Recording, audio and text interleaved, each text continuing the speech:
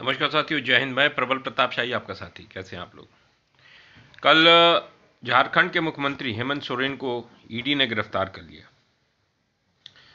जैसे ही उन्होंने राज्यपाल के पास गए, इस्तीफा दिया, इस्तीफा देने के कुछ देर बाद उनको गिरफ्तार कर लिया। उसके पहले 7-8 घंटे ईडी ने उनके साथ पूछताछ की। गिरफ्तार होने से पहले हेमंत सोरेन ने अपना एक वक्तव्य, वीडियो वक्तव्य दिया और वह काफ़ी वायरल हुआ है।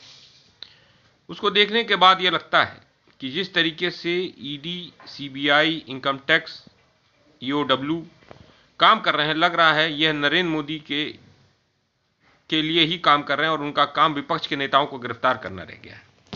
एक आदिवासी मुख्यमंत्री जो झारखंड मुक्ति मोर्चा के अध्यक्ष हैं शिबू सोरेन जी, जिन्होंने झारखंड राज्य की मांग के लिए लगातार संघर्ष किया, झारखंड राज्य को एक हकीकत बनाया। आज उनके बेटे हेमंत सोरेन को गिरफ्तार करके नरेंद्र मोदी ने अपना वह चेहरा दिखा दिया है जो चेहरा है कि जो बंच ऑफ थॉट्स है, बंच ऑफ थॉट्स जो किताब है गुरु गोवरकर की, जिसमें लिखा है उन्होंने कि मैं आदिवासी, दलित, पिछड़े, वंचित, शोषित और अल्पसंख्यक और महिला का राज स्वीकार नहीं करूंगा, उसकी जगह पे मैं अंग्रेजों की गुलामी स्वीकार करूंगा, आज चरितार्थ हो रहा है। जिस तरीके से एक मुख्यमंत्री, आदिवासी मुख्यमंत्री को भी बर्दाश्त नहीं कर सकते। आप सोचिए, एक आदिवासी मुख्यमंत्री को बर्दाश्त नहीं कर पाई भारतीय जनता पार्टी, क्योंकि वह उसकी पार्टी में नहीं, क्योंकि हेमंत सोरेन ने अमित शाह के साथ डील करना स्वीकार नहीं किया, जैसा नीतीश कुमार ने डील स्वीकार किया बिहार के अंदर, जैसे कई और लोगों ने डील स्वीकार की। आप अगर डील स्वीकार नहीं करोगे तो आप जेल में जाओगे, और अगर आप डील स्वीकार करोगे तो आप मंत्री बनोगे, मुख्यमंत्री बनोगे, आप प्रधानमंत्री की कैबिनेट में रहोगे, आप उनकी वॉशिंग मशीन में धुलकर, मोदी वॉशिंग मशीन में धुलकर साफ हो जाओगे। हेमंत सोरेन ने उनकी मोदी वॉशिंग मशीन से धुलने से इनकार कर दिया, कहा मैं इसमें से नहीं धुलना चाहता हूं अपने आप को, मैं जनता के लिए संघर्ष करता हूं।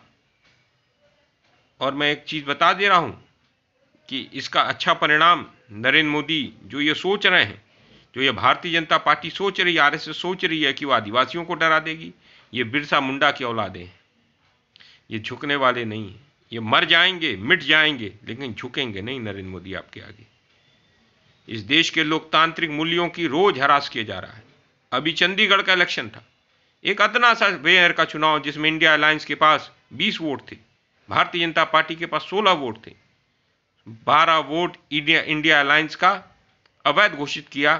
पीठासीन अधिकारी जो भारतीय जनता पार्टी का ही मेंबर है, उसको पीठासीन अधिकारी बनाया गया, और जो है उस अधिकारी ने खुलेआम दिन दहाड़े कैमरा के सामने उन वोटों को, इंडिया अलायंस के 8 वोटों को इनवैलिड, अवैध घोषित किया, और अवैध घोषित करके जीतने की घोषणा की, और तुरंत ही भारतीय जनता पार्टी के लोग लेकर उस मेयर प्रत्याशी को तुरंत ले आकर बैठा दिए।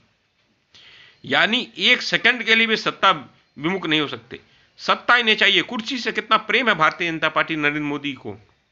अब इस देश के अंदर लोकतंत्र पर बहुत बड़ा खतरा है। इस देश के अंदर लोकतंत्र है कि नहीं है ये पता ही नहीं चल रहा है। ईवीएम पर सवाल उठ रहे हैं, चुनाव आयोग पर सवाल है। लोग अभी कल भी जंतर मंतर पे हजारों लोगों की संख्या में लोग आए और लोगों ने वहां पे घोषणा की कि ईवीएम से चुनाव नहीं हो। लोगों को चुनाव आयोग पर भरोसा नहीं। चुनाव आयोग के कृत्य, चुनाव आयोग के काम, चुनाव आयोग के जो चुनाव आयुक्त हैं राजीव कुमार, उनके परिवार के लोगों के संबंध भी आरएसएस से हैं। ये छुपी हुई बात नहीं है, पश्चिमी उत्तर प्रदेश में जग जाहिर है। और उसके बाद भी कॉन्फ्लिक्ट ऑफ इंटरेस्ट के बावजूद चुनाव आयुक्त बने हुए हैं। इसी तरह बेल, भारतीय इलेक्ट्रॉनिक्स लिमिटेड, जो ईवीएम और वीवीपैट का रखरखाव और मेंटेनेंस और निर्माण करता है, जहां पे वो चिप लगती है, जहां पे सॉफ्टवेयर बनते हैं, उसमें 7 डायरेक्टर में से 4 डायरेक्टर भारतीय जनता पार्टी के पदाधिकारी। ऐसे समय पर जब ये चीजें हो रही हैं तो कैसे निष्पक्ष चुनाव होगा, ये चीज दर्शाती है। अभी जब हालिया चुनाव 2022 का बीता है, उत्तर प्रदेश के अंदर 60 सीटों पर महागठबंधन जो गठबंधन था उसके 60 प्रत्याशियों को हरा दिया गया जबरदस्ती। रिटर्निंग ऑफिसर्स ने कई जीते हुए प्रत्याशियों को सर्टिफिकेट नहीं दिया, कई लोगों को रिकाउंटिंग करके हराया, कई लोगों को जबरदस्ती हराया गया, लाठी चार्ज करके भगा दिया गया। इस देश के लोकतंत्र के निर्माण के लिए सैकड़ों सालों से अंग्रेजों के खिलाफ हम लड़े। 1757 से लेकर 1947 तक अंग्रेजों के खिलाफ लड़े, तमाम शहादतें हुई, तमाम लोगों ने जेलें काटी, गांधी जी ने जेल काटी, नेहरू जी ने जेल काटी, सरदार पटेल ने जेल काटी, तमाम लोगों ने जेल काटी। जेल काटने के बाद भारत आजाद हुआ, उसके बाद संविधान का निर्माण हुआ, एक लोकतांत्रिक प्रक्रियाओं के निर्माण हुए। आज कोर्टों पर भी कब्जा है, आज कोर्ट भी खामोश कर दिए गए हैं। मीडिया की तो बात ही छोड़ दीजिए, मीडिया तो उनके साथ हो चुका है। अब बचा क्या? चुनाव आयोग से लोगों को था कि चुनाव आयोग ईमानदारी से काम करेगा, अब चुनाव आयोग पर भी शक है, संदेह है। इस देश के अंदर कोई भी लोकतांत्रिक 2013-14 से पहले सारी लोकतांत्रिक शक्तियां सरकारों तक को नहीं छोड़ती थी, मंत्रियों तक को नहीं छोड़ती थी। लेकिन आज केंद्रीय मंत्रिमंडल में बैठे हुए केंद्रीय भारतीय जनता पार्टी का कोई भी पदाधिकारी हो, वो कितना भी गुनाह करे उस पर कोई कार्रवाई नहीं होती, चाहे वो चुनाव आचार संहिता को उल्लंघन करे, चाहे वो बेईमानी और भ्रष्टाचार करे। मैं पूछना चाहता हूं कि क्या हिंदुस्तान के अंदर, क्या विपक्षी दलों के अंदर ही भ्रष्टाचारी हैं? क्या भारतीय जनता पार्टी के अंदर भ्रष्टाचारियों की संख्या में येदियुरप्पा के ऊपर क्यों नहीं कोई कार्रवाई हो रही? नारायण राणे के ऊपर कार्रवाई क्यों नहीं हो रही? बहुत सारे असंख्य लोग और हैं। अजीत पवार के बारे में कहते थे कि अजीत पवार बेईमान है, भ्रष्टाचारी है, और अजीत पवार जब भारतीय जनता पार्टी के साथ मिलकर सरकार चलाने वो अब सही हो गए, यानी वो मोदी के वॉशिंग मशीन से धुल गए, यानी सही है। शिंदे जो मुख्यमंत्री हैं उनके ऊपर तमाम दाग है, जब तक वो शिवसेना में थे तो उन पर दाग था, जैसे ही उन्होंने शिवसेना को छोड़कर भारतीय जनता पार्टी का साथ पकड़ा वो सही हो गए। ये क्या है? इस देश की जनता को सोचना और समझना होगा। समय कम है, 3 या 4 महीने बचे हैं हमारे पास, अब 3 महीने भी नहीं बचे, 2 महीने बचे हैं। 2 महीने के अंदर हमारे पास इस देश के लोकतंत्र को बचाने का समय है। और मैं आपको ये बताना चाहता हूं, ये देश का आखिरी चुनाव होगा। अगर 2024 में नरेंद्र मोदी आ गए तो उसके बाद किसी चुनाव की संभावना से इंकार किया जा सकता है, और उसके साथ साथ निष्पक्ष चुनाव तो होंगे ही नहीं।